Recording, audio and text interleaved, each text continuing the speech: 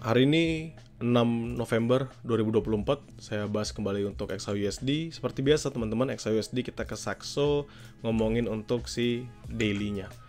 Ya, kenapa kita ngomongin daily? Ya tentu untuk melihat pembentukan yang ada di daily. Sekarang teman-teman perhatikan, ini PDH PDL kemarin. Ya, PDH PDL kemarin sebelumnya ini ada di 2748. Apakah berhasil di break? Nggak di break. Dan previous daily low-nya ada di 2731. Apakah berhasil di break? Pun juga nggak berhasil di break dalam closingannya.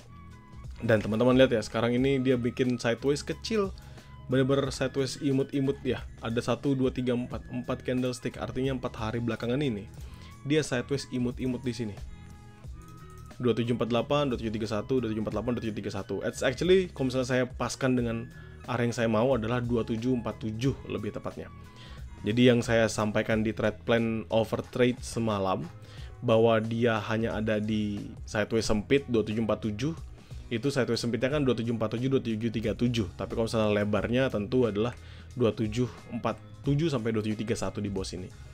Ya ini adalah bolak-baliknya aja. Teman-teman juga ngelihat saat ini previous daily high-nya hampir tadi mau di clearance 2750.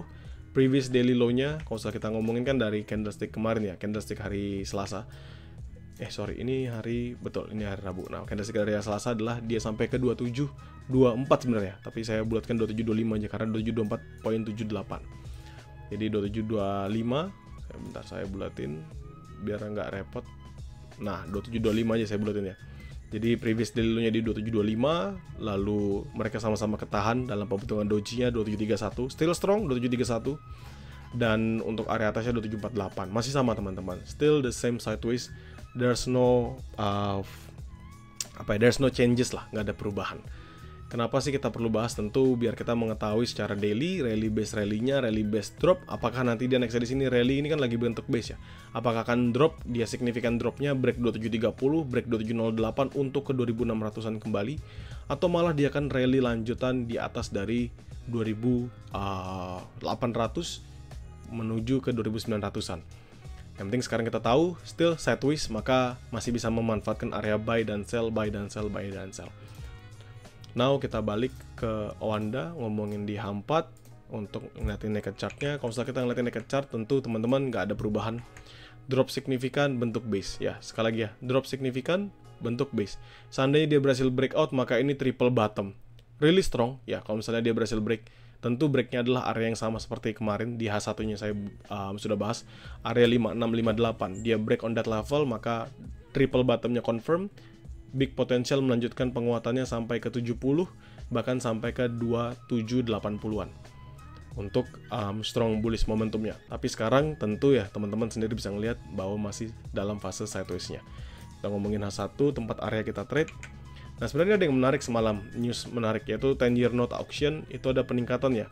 Ini adalah hal yang bagus sebenarnya, ada peningkatan dari percentage untuk 10-year note auction-nya. Kenapa? Karena semakin panjang masa bukan grace period, masa obligasinya masih semakin panjang dan dia semakin tinggi percentage-nya, itu semakin bagus. Kenapa? Ya tentu karena ekonominya menjadi pulih. Tidak ada kekhawatiran resesi. Nantilah saya bahas tentang disparitas atau misalnya perbedaan ya. Ada perbedaan antara setiap obligasi yang jangka panjang dengan jangka pendek dan kaitannya terhadap market. Sekarang kita ngomongin dari pembentukan yang terjadi. Tentu teman-teman bisa ngelihat dengan jelas di sini. Ini sebatas masih dalam momentum sideways. Saya ubah menjadi garis pun teman-teman yang lihat hal yang sama. Ini saya lebarin dari titik teratas sampai titik terbawahnya ya, saya ambil ya. Dari closingannya. Ini paling atas sendiri 2747, always close below that, 2747, 2747. Paling bawah, closingannya paling dekat sini adalah 2728.580. Saya buatin jadi 2729 aja. Ini secara garis, secara line chart ya. Kalau misalnya kalian cari true support level untuk support, true support level atau true resistance level, umumnya orang pakai dari garis. Karena ngelihatnya dari si closingan candlestick-nya. Nah, usah kita pakai candle, teman-teman ngelihat bahwa pergerakannya memang benar hanya di sini-sini saja. Ya, memang benar hanya di sini-sini saja, nggak ada perubahan sama sekali. Seandainya titik tengah ini saya hapus, kalian hanya ketemu sama dua zona ini aja, yaitu 2731, 2729, 2747, ini sebenarnya bukan 45. Saya buletinnya kan ke atas semalam. 2746, 2748. Ya, jadi 2746 ini saya naikin aja biar nggak pusing. 2746, 2748. Kenapa dibuatnya naik ke atas? Tentu jawabannya sederhana teman-teman. Kenapa saya buatnya naik ke atas? Karena memang jauh lebih gampang kalau misalnya kita ngebuletin ke atas untuk meminimalisasi risiko seandainya kita perlu floating. Dengan 2750 adalah area tertinggi basically secara price ya, yang pernah dia hit. Artinya apa? Ya dia secara shadow pernah hit sampai 2750 walaupun closingannya selalu di bawah itu. Jadi kalau kalian tanya sama saya, apakah pandangan saya masih tetap sama? Tentu masih tetap sama. Masih dalam momentum sideways-nya aja, nggak berubah. Selama 2747 yang dia nggak berhasil breakout, maka dia masih akan drop dalam area trade di sini. Dia akan drop di sini. Dan ingat ya, bisa aja dia ada seperti ini teman-teman. Maksudnya apa? Maksudnya ini adalah shadow-nya. Potensial dia bisa naik ke 2750, tetapi closingan tetap di bawah 2747. Yang paling penting apa? Si 2747-nya. Dan area bawahnya pun it's totally the same. 2731, 2729. Kan momentumnya sideways. Teman-teman lihat ini pembentukannya masih sideways. Jadi kita hanya bisa tektokan aja. Ranging market. Teman-teman either up, down, only that. Sebatas itu aja dalam trade-nya. Nah sekarang pertanyaannya adalah, kalau break bagaimana? Dan itu adalah pertanyaan yang bagus. Kalau break bagaimana? Break 2747, potensial melanjutkan ke sini. 6368. Big potential 6368. Memang akan ada yang nahan di 56, karena kan 56 tentu juga ada yang kita sebut sebagai area supply zone, order blocknya. Memang juga akan ada yang nahan di sini. Tapi dalam pandangan saya, apapun yang terjadi, seandainya dia berhasil break with momentum di 2747 aja, maka sebenarnya kan dia punya bensin yang banyak teman-teman, berhasil break ini area. Dengan bensin sebanyak ini, maka 56 itu mungkin dalam lower time frame bisa dimanfaatkan buat sell scalping, tetapi target lebih ke arah ke 6368. Dan ini berlaku sama ketika dia berhasil break area bawahnya juga. Ya, ketika dia berhasil break 2731, dia break 2731, closingan 2729 drop ke bawah, maka next targetnya turun jauh, setidak-tidaknya ke 2717, 2715. Walaupun ini kalau teman-teman lihat di kiri ada 2722, 2720. Nah ini nanti konsepnya sama nih teman-teman. Sama seperti kalian ngelihat si 2756-nya. Bahwa there's a big potential dia drop, ketahan di sini lama, tapi tetap ujung-ujungnya dia kembali drop. Apalagi kalau misalnya momentumnya strong ya, misalnya penurunannya se-strong ini. Nah, langsung turun signifikan, atau misalnya momentum naiknya sesignifikan ini. Ya, jadi dia pasti akan ketahan dulu di beberapa area, tapi tetap tujuannya jauh lebih bawah lagi dan jauh lebih atas lagi seandainya dia berhasil break atasnya. Simple. Dan inilah market sideways.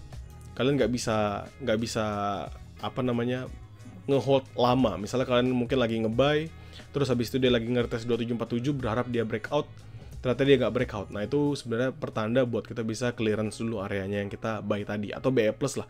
BE plus kalian ubah jadi 40 pips, 50 pips, that's actually fine.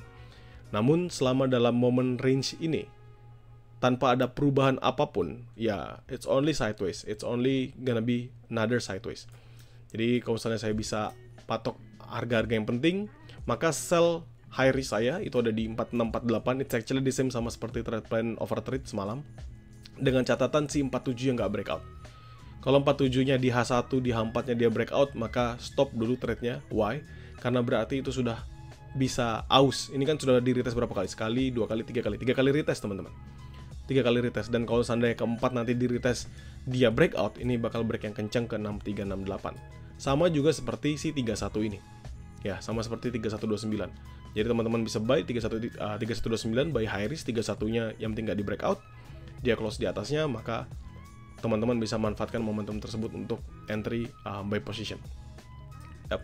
Lalu untuk next-nya, misalnya kita sellnya tembus di mana, maka most probably saya pasti akan share di 6863 ini. Ya, untuk teman-teman ya. 6863. Kenapa? Karena tentu ini adalah zone yang sama seperti kemarin, Fibo 61.8. Lalu juga ini adalah fair value gap, ya, gap yang kebentuk di H1 dan H4. Jadi big potential seandainya nanti dia nge-retest ke area ini, dia akan melambat. Ini kalau setelah kita nangkap roket terbang, ya di sini harusnya nangkap roket terbang ya. Dan kalau misalnya nangkap pisau jatuhnya most probably ke 17.15. Maka next buy saya itu akan ada di 17.15 dan juga 0402. Begitu. Itu akan membantu buat teman-teman sekalian. Sekali lagi saya ingatkan, mungkin bagi teman-teman yang di grup besar, ini kan masih masa transisi, jadi saya nggak akan nge-share sinyal-sinyal dulu. Tapi saya janji untuk nge-share map kingan yang biasa saya share. kepada kalian semua. Untuk apa ya? Untuk sebagai gambaran dan nanti kalian bisa sesuaikan dengan metode trade yang kalian jalankan. Semoga membantu. Jangan lupa kalian nanti sesuaikan kembali dengan metode yang kalian jalankan. Kalian recheck kembali untuk zona-zona yang ada. Semoga kita bisa mendulang profit yang baik hari ini.